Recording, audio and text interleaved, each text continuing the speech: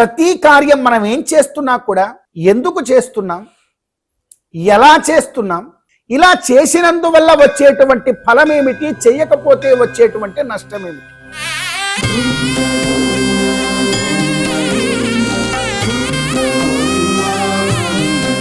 ఏ చిన్న కార్యం చేస్తున్నా కూడా ఈ ప్రశ్నలు వేసుకొని మనం ముందుకు సాగాలి.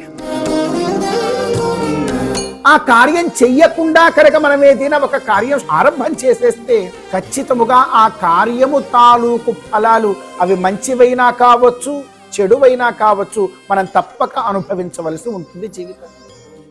గృహార్చన ప్రతి ఆదివారం ఉదయం 9 గంటలకు, తిరిగి శనివారం ఉదయం 11 గంటలకు మీ శ్రీ వెంకటేశ్వర భక్తి ఛానల్లో తప్పక వీక్షించండి, తరించండి.